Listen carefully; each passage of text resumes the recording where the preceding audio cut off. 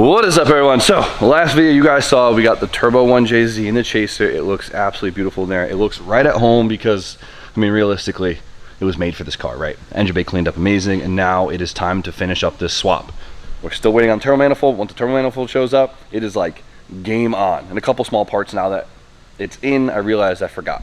But it should go quick. But what I'm most hyped for today is I actually get to work on the S15 some more, get some more progress done because some more parts showed up. So if you guys didn't notice, I got some more work done on it. Got all the belts on, got all the accessories on, finished up the cooling system. Looks nice, looks OEM, you would never know. Now we wait for the intercooler, the harness, we gotta finish up the fuel system, and today, what we get to do is we get to install the hot side of the engine. We have our turbo manifold, and then we have our new turbo, and this should really bring it together. So, I don't have as much time today to film as I would like. We have to prep for this weekend, we are so behind, and we also have to film our weekly podcast with the boys for the Patreons only, link in the description if you wanna check it out. But we should have some time to get some progress done, so for now, let's get to work. So we're gonna start with the first piece of puzzle, and that is the manifold itself. Selfie film this. As you guys might have noticed, we've been on a really big R-Tech manifold kick lately, and there's a good reason for it, right? So if you don't know what this is a stainless cast turbo manifold, and what's so good about this is, since they're not stuck to the constraint of standardized tubing, they're able to focus way more on the flow dynamics and the fit than they are than just figuring out how they cram piping to a flange, right? So what that does is it makes a way more efficient product in terms of performance and fitment, right? Because they can make it a way smaller package, and they make things more accessible, like our lines are easy to fit, and they also make it easier to bolt on since you're not stuck with these bulky welds all in the way, right? So since this manifold is meant for a standard DET rear-wheel drive head, and we have a front-wheel drive VVL head, we actually do have to modify this just a little bit. So we have an exhaust manifold gasket for a VVL, and we're gonna use this basically as a template to almost port our manifold, right? So we're gonna line all the holes up, and as you could tell, the runners are slightly taller on the VVL head. Look how much bigger it is, right? Luckily, this manifold's made from pretty thick material, so we definitely have some room for improvement here. So let's get this whole thing traced out, and we're gonna start grinding away.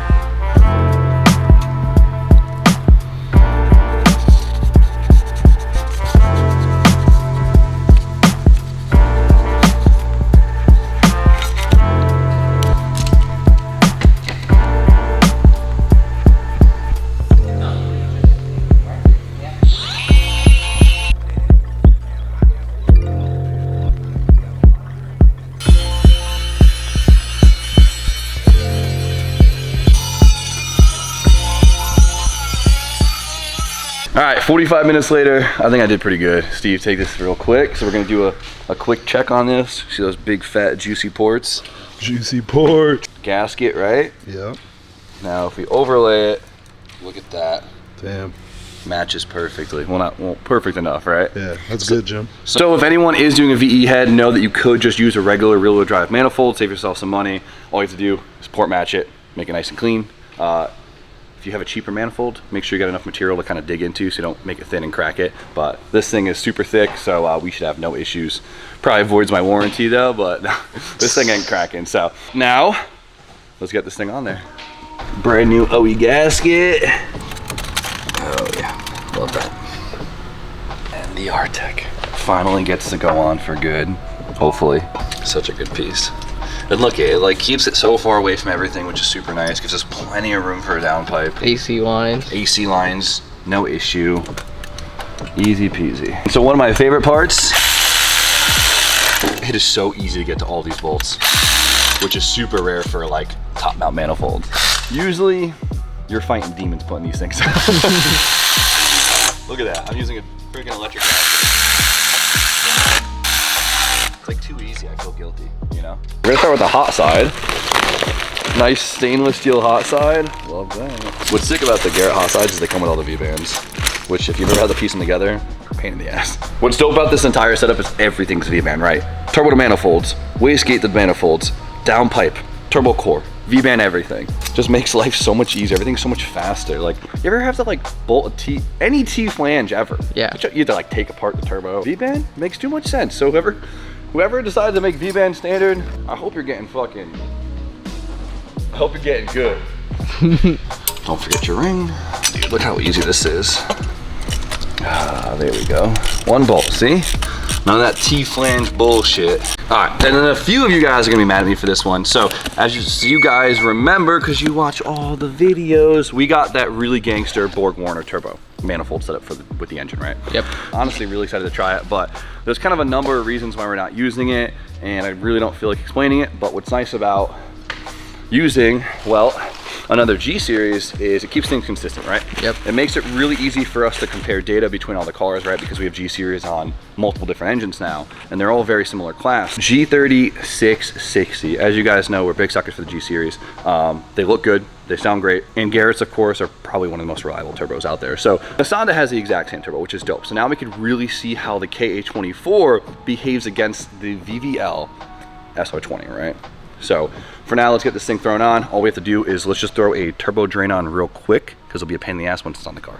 But one of the pain in the ass things about the Garretts, and I guess most modern turbos, is they're really small center cartridges, right? There's not a lot of room between the hot side and the cold side, which makes the return for the oil pretty hard because, right, usually use a -10, and look, if you're in a clocked position where this lines up with this, which we can't move over to here, by the way. You might think we can, but we don't have enough. What we have to do is, they have turbo spouts that are kind of like offset like this. They have styles like this. They have styles that are actually like an accordion metal, so you can actually move it. This is actually for precision, but we can modify it to fit this. Trying to get a -10 between the two cores is such a pain in the ass. So we're gonna take this big ass thing and see if we could shave the sides and drill new holes so we can actually make this thing fit.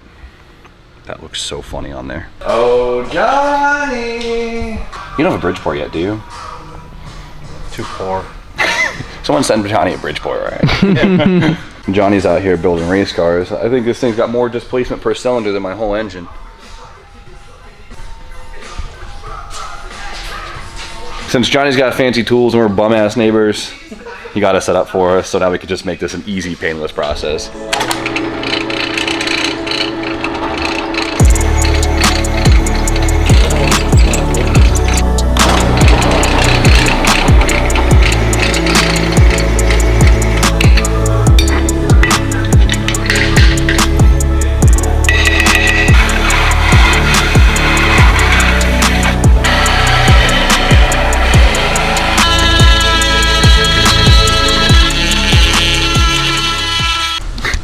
It looks kind of funny. Little G-wiener. G-ween. Seat it. There we go. Boom. All right, so we can tighten the core on the hot side because we know that the core needs to be straight up and down, right? You want your oil lines to be as straight as possible. But in terms of pivoting side to side and the clocking of the cold housing, we're gonna leave this a little bit looser so the fabricator can kind of pick where it wants to sit the best when we make the downpipe and the intercooler piping, right? It's probably gonna be in this given area, which is good, right? So we can get the intercooler piping through here and the downpipe through here. Dude, it looks, like, beyond anything, the Garretts are pretty. Yeah. Like, look at that thing. Look at it against the yellow. It's so good. Damn. It's so good. So now is the pain in the ass part, and that is the turbo lines. All right, so the turbo feed is the easiest one, right? So we have -4 fittings, so we got a -4 line, right? What's nice is the Garretts, they come with all the right fittings, so it has like the right restrictor built in and everything. And since this is a DET block, it comes with the oil feed already built in, right? So we're gonna put some heat management on this, because as you guys know, we are a Funk Motorsport dealer at shoptomito.com. Plug. And we sell all the Funk heat management products, and one of which is protectant for the line, since we got to run it through the manifold, right? Did I cut the right length? We're gonna find out. Perfect. Look at that. So this line is gonna run through one of the runners on the manifold, so having it protected is definitely a big deal. And it looks pretty cool. That's always a plus. When you're running lines, the goal is to always keep them away from things that are hot or moving. Yep. So now we got the water lines, which could be a little tricky, especially if you're doing an NAT setup, right? That's one of the downfalls of the Garretts is you gotta run water lines. It extends the life of the turbo quite a bit, but like if you're running a precision, you don't need water lines. Like you do a oil feed, oil drain, you're done. Easy. So like if you're NAT, precision's pretty nice. But for us, we have a oil feed on the block, and in factory SR20s have an oil feed that goes beyond the head. A lot of guys delete that because it's just a long area where it can leak. So you get these water necks right here. You put a -6 on the water neck, and boom, you have another turbo inlet or outlet, whatever you want to consider it. So the goal here, of course, is to keep it away from things that are hot and are moving. So I think we're gonna use this right here, a little 120 on the turbo. We're gonna go down and we're gonna snake it all the way back up to here, all right? Use this as a reference, and then for the other one, we're gonna use this one straight down into the block.